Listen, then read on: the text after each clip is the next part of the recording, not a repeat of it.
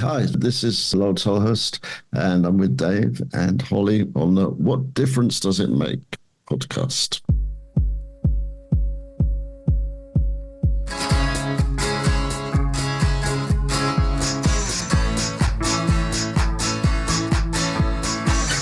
Hey, Holly.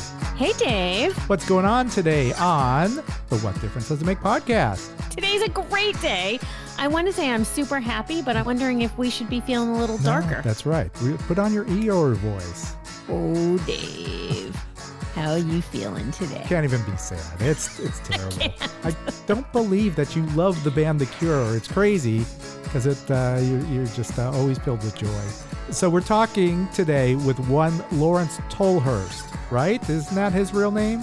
Yes, but we're going to call him Lowell because that is how people know him.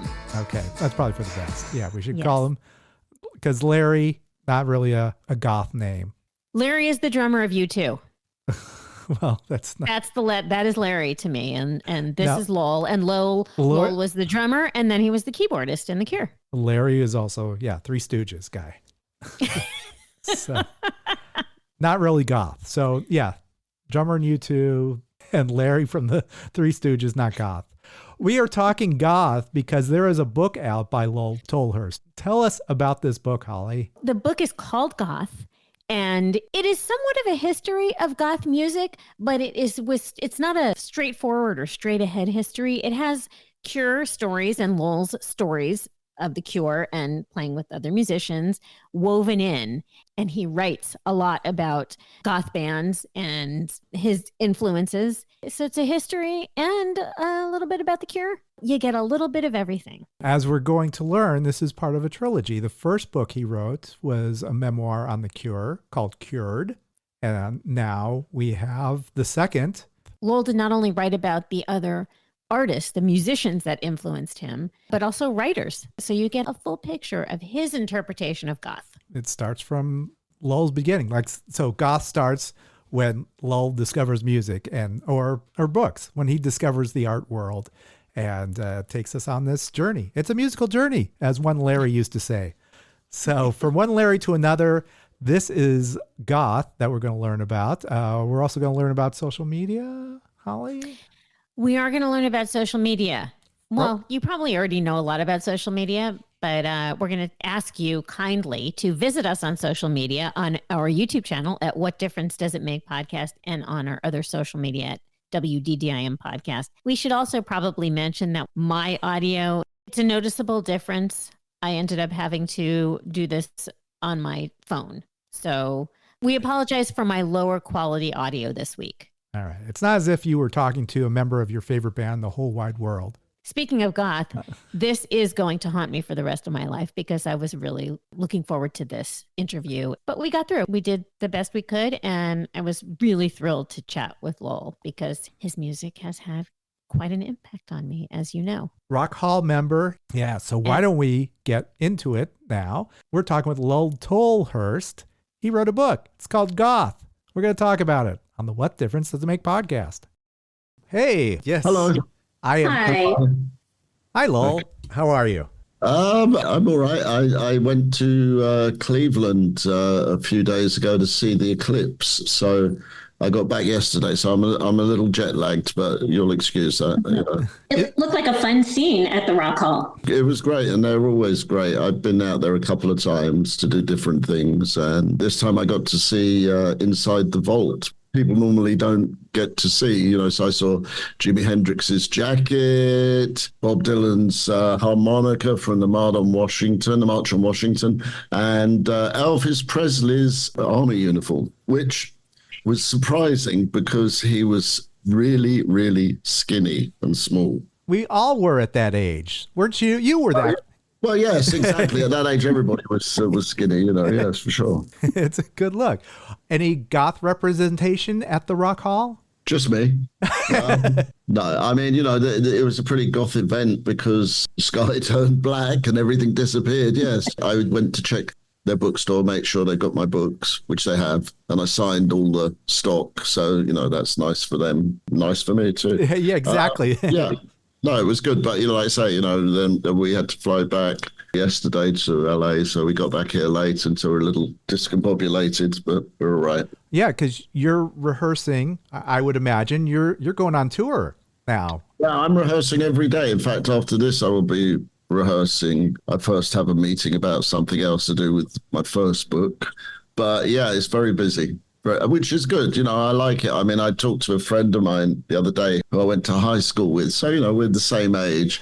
And he's had a career working as a scientist for, ever since he left college and stuff. And he said, I thought I'd be retired, but I'm busier than I've ever been, and it's the same for me. Last few years I've been, but I like it. I'm happy to be busy and doing things, Yeah, but you've branched out with the writing. Yeah, absolutely. I always wanted to do that. And a few years ago, a friend of mine called me up from New York, kind of called my bluff. He said, you still thinking of writing a book? And I went, yeah. He said, okay, because a good friend of mine is coming to Los Angeles to start up the West Coast office of this big publishing company. So you should meet him. So I went, oh, okay, fine. And that was like 10 years ago. And Ben Schaefer is still my editor today. So, it was a good thing to do. And some ways it's very similar to making music. It's a slower process, but the discovery and the creation is the thing that I've always liked about everything, and so music, lyrics, and then to writing a book, and then writing 2 books, and now I'm starting my 3rd.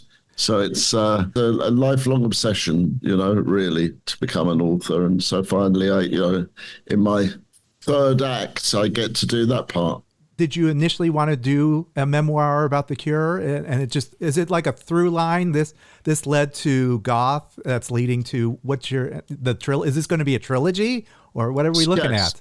Yes, it's a trilogy, and here's the thing, and this is going to sound a little disingenuous, but it's not meant to be. When I wrote Cured, it was kind of easier in lots of ways because, well, you have to remember stuff, but it's what you remember. So I put that out. And then the quotes I'm going to have at the front of this next book is from Gabriel Garcia Marquez. And he said, what's important, and I'm paraphrasing it here, what is important in life is not what actually happened, but what you remember and how you remember it. Right. And that's absolutely the case because, when I wrote Cured, I couldn't remember conversations verbatim. I mean, I defy anybody to remember, a conversation they had yesterday with their spouse or something absolutely word for word. You can't.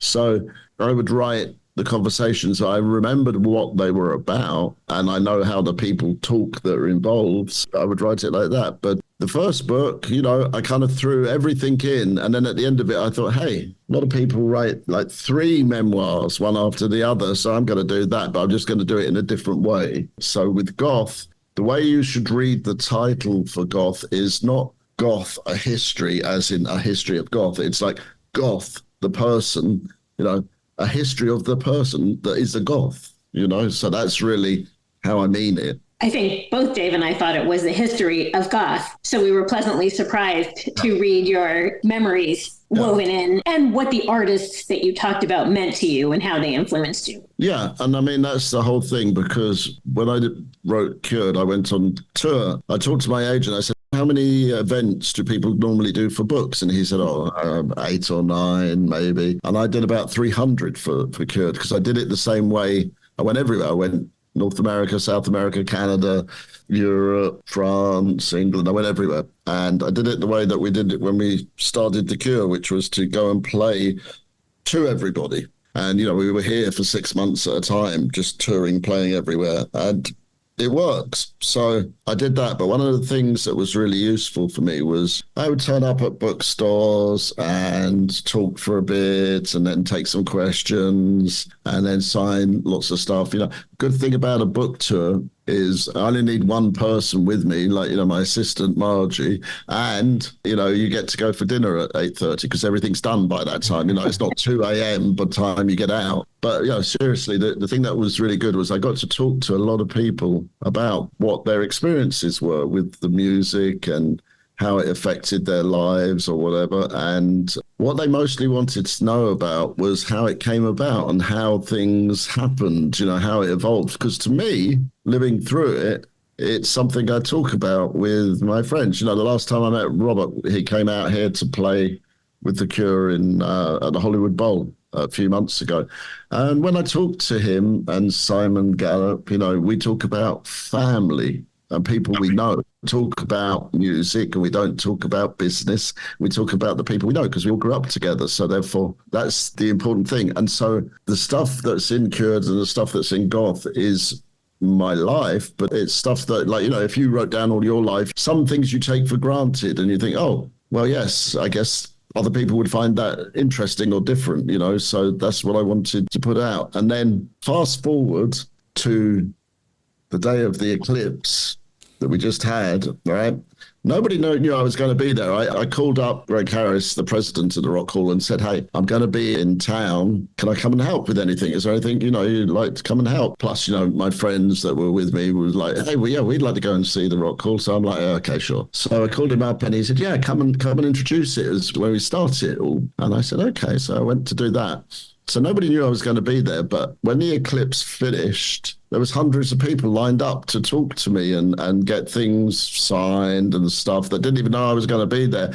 And it was overwhelming because most of them said, hey, the thing that meant stuff to me in the books and the music was when I was younger and things were, some things were not good, this helped. And then when things were good, it helped even more. So that to me is the purpose of any art, of anything, is to help us as humans go through things. Because I've traveled all over the world the last 40 years, and the thing that joins us all together, the thing that's the same everywhere on the planet is music. It doesn't matter. There's some variations, but it's like that's what connects us. And it was funny, those kind of big communal events. And I think people felt that at the eclipse, because there's about 1,000 people standing out in front of the Rock Hall. And as the light went away, it was like, do you ever remember that movie 2001, right? Where all the apes start banging bones on the ground and stuff. It was like that. It was very it's like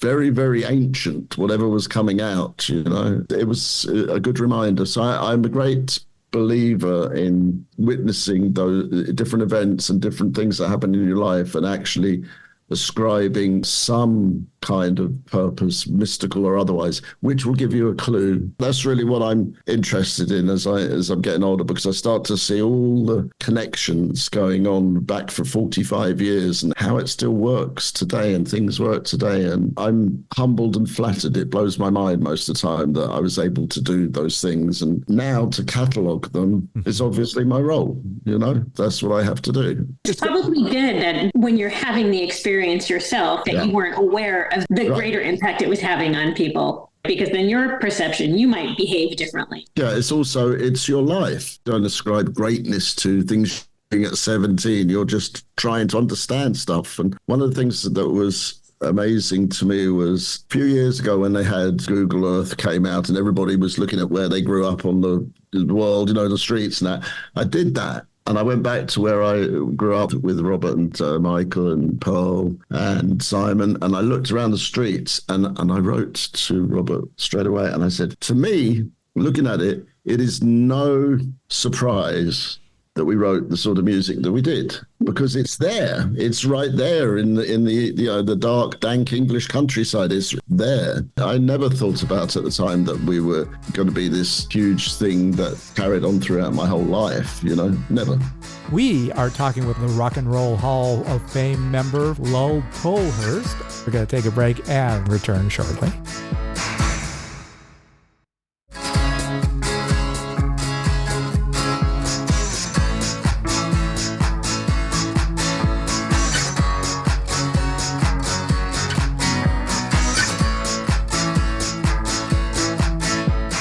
And we're back on the What Difference Does It Make podcast with our guest, Lowell Tolhurst.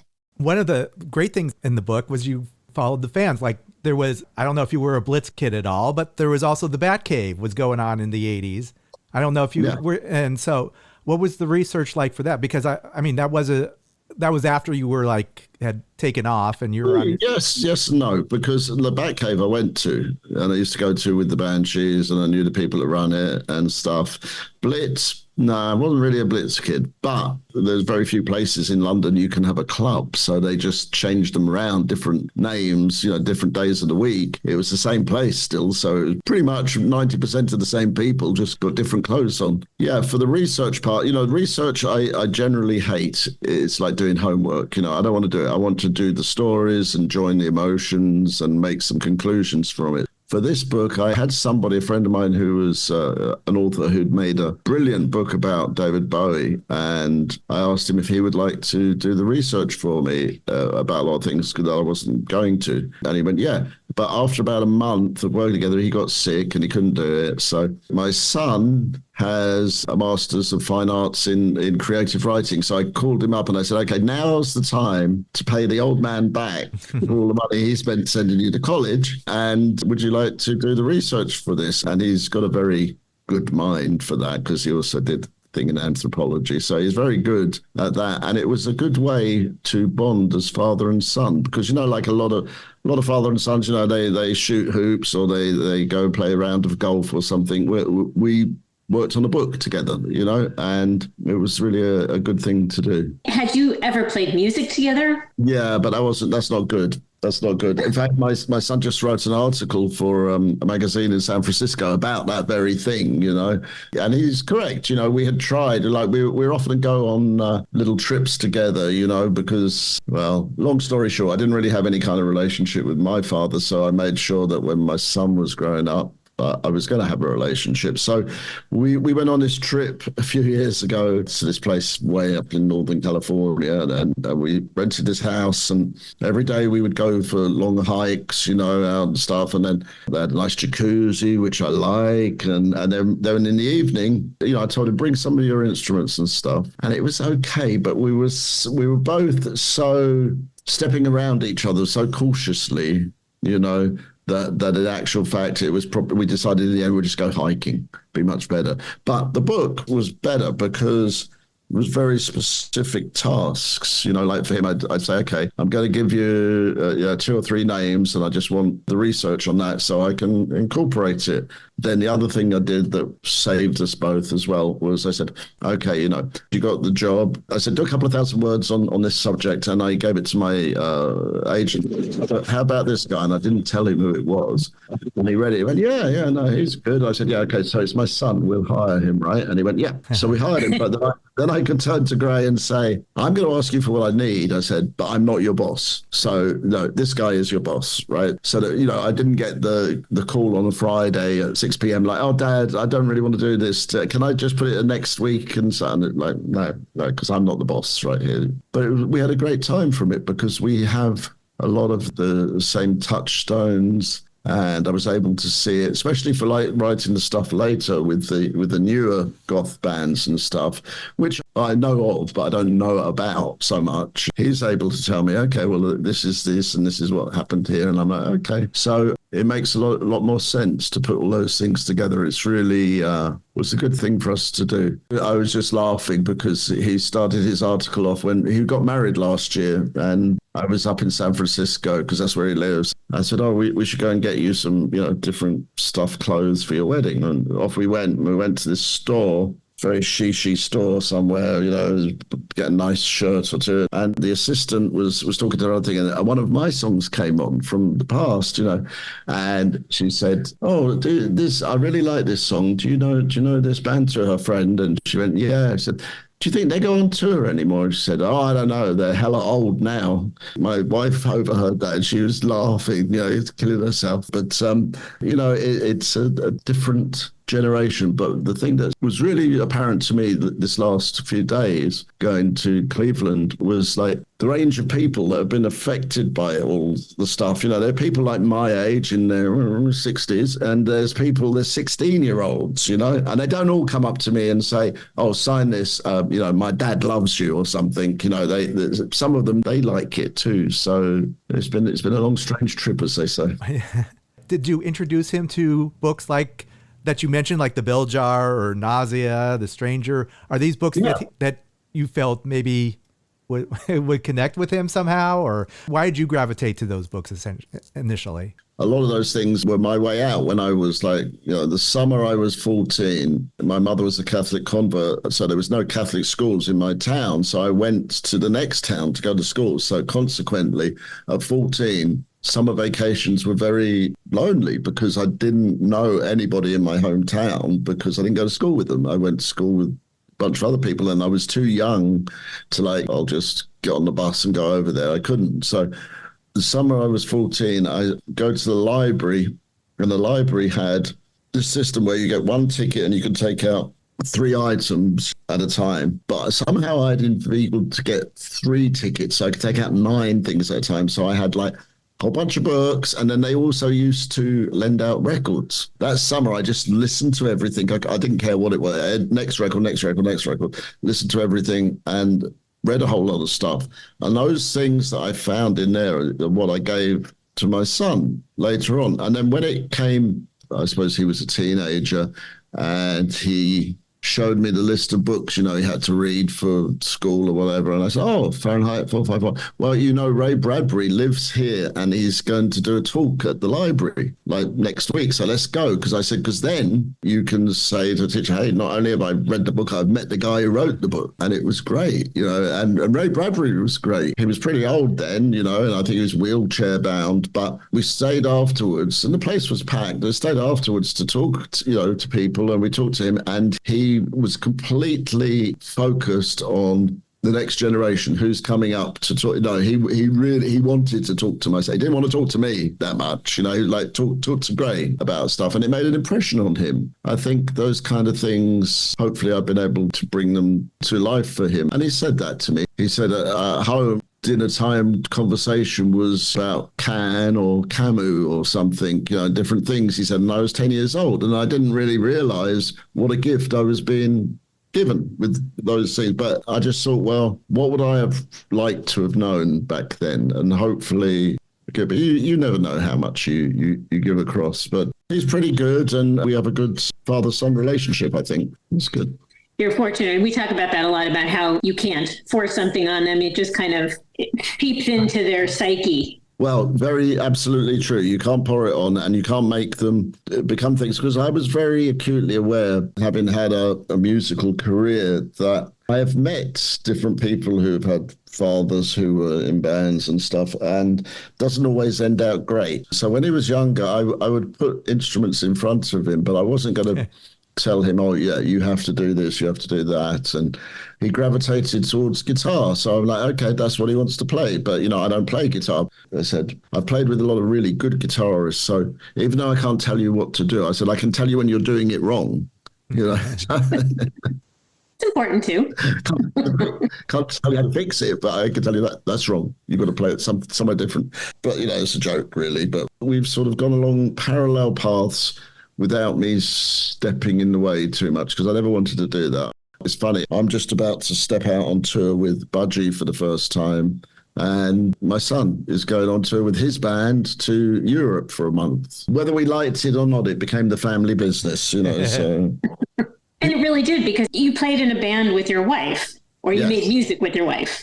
Oh, yeah. No, we still will, at certain points. The last few years have been kind of busy with some other stuff, but we have lots of time. Oh, yeah, no, it's definitely family business. And my mother was Filipino, and I discovered something about Filipinos very early on, that they all love to sing.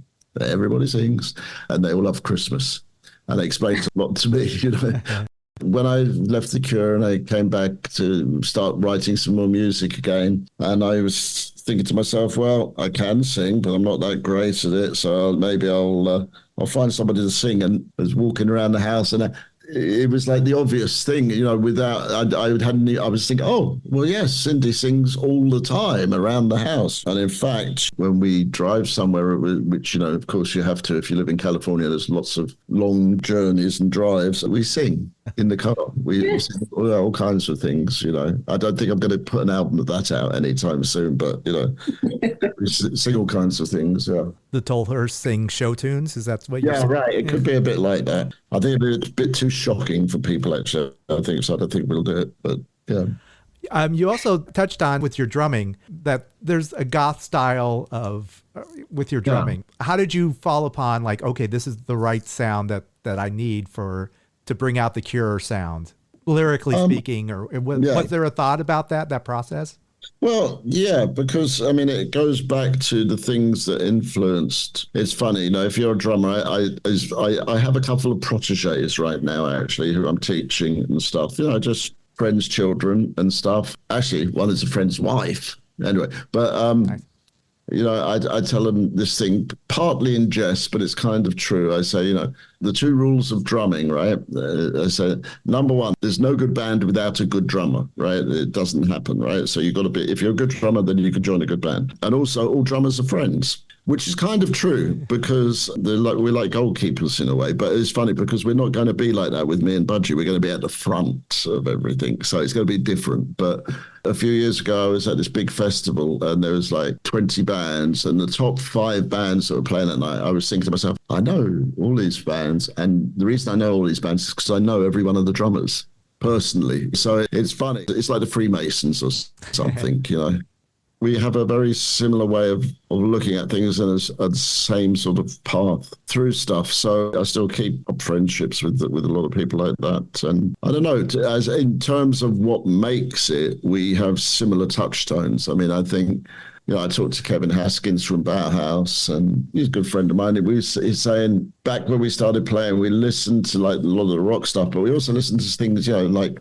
the German bands like Can and stuff. And Jackie Liebitz in Can's great influence for me because he was very minimal but very precise, and I like that because to me, the purpose of drums, and if you remember what James Brown said, he said all music is drums, right? And he was right, because at the day, it's the first instrument and it would probably be the last. If you listen to a song, the two things that grab you, first of all, are the emotion from the voice, if there's a voice, and the rhythm, and everything else is nice and it's there, but it's kind of peripheral what to do. So say for something like The Cure's Pornography, I wanted the drums to be so gigantic that they're just going to come smashing in all the time and grab your attention whether you want it or not. And that's really the sound that I was after. In fact, a few years ago, I had a custom built kit made, and the man who made the kit for me said, well, how do you want it? What do you want it to be like? And I said, right, here's this album, and I gave him Pornography. I said, well, I want it to sound like that. Yeah, obviously, that's a lot of stuff in the studio as well, but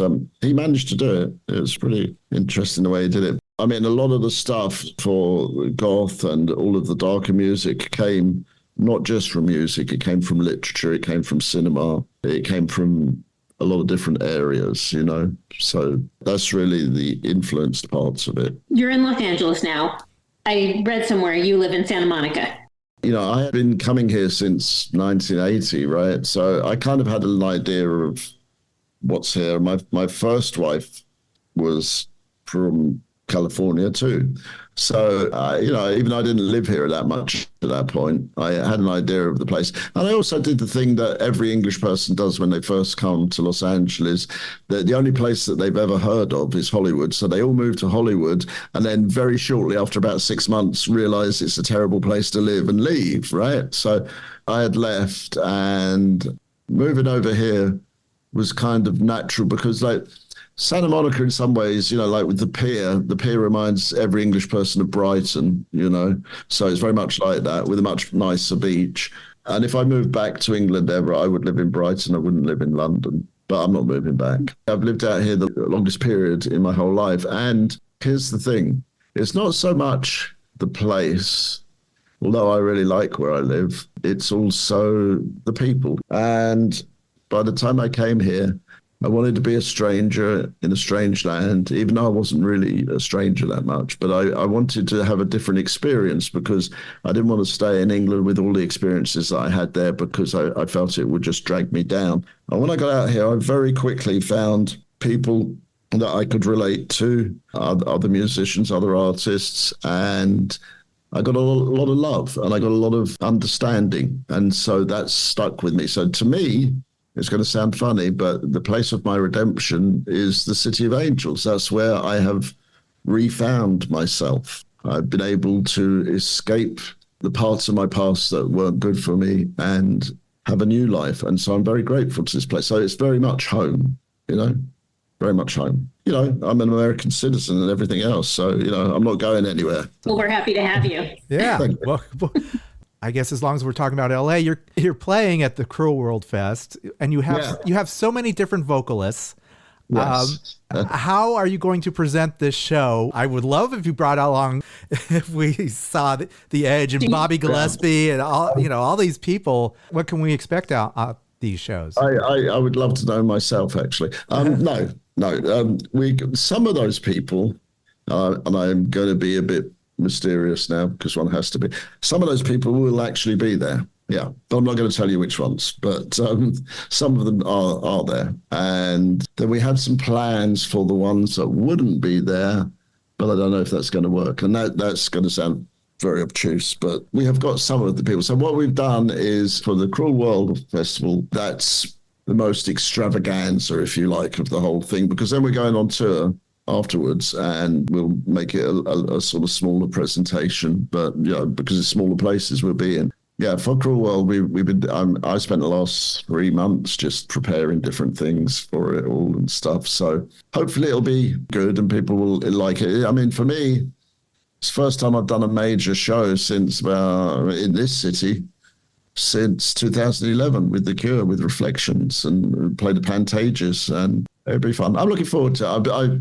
Last couple of years I've been to the Cruel World Festival and enjoyed it, so we actually started talking about this 2 years ago to the people that run it and stuff, and then decided, okay, well, the album's out now, we should do it. And you're only giving yourself one warm-up show. There's one in San Diego and then it's the big time. That's it, yeah. And to be honest, I think if we're not ready by the warm-up show, we're never going to be ready, but it's I talk especially about my musical partner, Budgie. To me, Budgie, he's the premier percussionist of my generation. To me, this guy is amazing. But we're also very good friends, and we've had a lot of very similar things. So it's nice at this age to find somebody who knows exactly where you've been. We have the same touchstones, So to me, playing with him, and I've done a lot of rehearsal with him out here and stuff like that, it's very natural and it feels very wonderful. So I hope we can transmit that to the audience. Okay, as long as we're talking vocalists, can you just tell me what makes Robert Smith such an amazing vocalist? Why are we still gravitating towards that voice? What is it about him? Well, it's funny. I think he would be the first person to say about himself, he's more of a vocalist. He has a style as opposed to being a singer who could sing lots of different things. The only thing he sings is going to sound like him. And that's fine. That's true of a lot of singers. I think, he told me a while ago that the thing he enjoyed most is doesn't enjoy so much, playing guitar, but he enjoys singing, So the guitar is, a means to an end, a way to write a song, but he enjoys the singing part of it. If I think back to when we were kids, his father enjoyed singing too. His father was always the loudest voice in church, right? I remember that. I think it's a family inherited thing. What he always put in his voice was the true expression, the things that you have discovered in your life, rather than some kind of facsimile of it. What you see when you see it is him, for sure.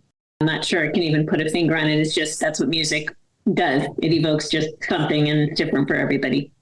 Well, yeah. And my other partner, Jacknife Lee, he says the job of the musician is discovery, right? And he's right. So you try things out until you discover something that's really you, and then that's what you use. Will he be on stage with you and Budgie? Maybe. He's like, he gets all over the bloody place doing all kinds of things. So, no, the invitation's extended to him, but we're not quite sure yet. Very obtuse. This was wonderful. A big thrill for us. We've been fans forever. So, thank you. And hopefully you'll come back with your next book release and talk to us, hopefully. Absolutely, I will. And if I see you on the street, I'll wave. Cheers. Thanks, Lowell. Bye, guys. Bye. Cheers. Thanks. Take care. Bye.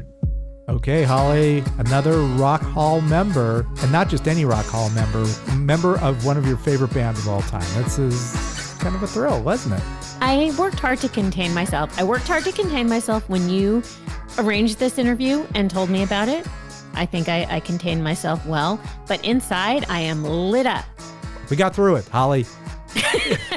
You know, we did. Even with a little delay, we had a little delay. Fortunately, Lowell was very patient, so I'd like to thank Lowell for his patience.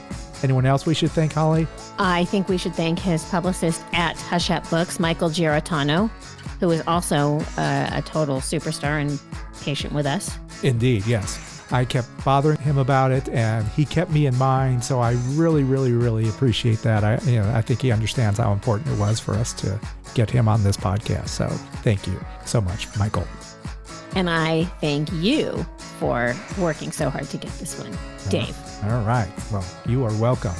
We should also thank Pantheon Podcast because we are a proud member of the Pantheon Podcast family, and we can you can see other things. I mean, what if we wanted to see what Lowell looks like when he talks with us? Where would one find that?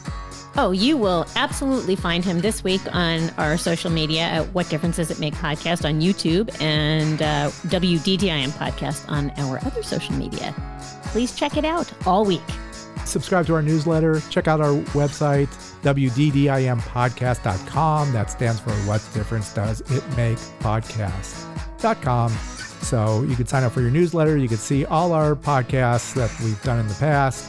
The newsletter lets you in on what we did the past month and, fun tidbits. So it's kind of a cool thing. If this is your first time joining us, thank you. We appreciate you joining us. Hopefully you will stay with us because we have new episodes every Friday. So subscribe, click on that subscribe button and, so you don't miss a thing. So let's wrap this up. Until next week, this is Dave. This is Holly. Check you later. Over and out.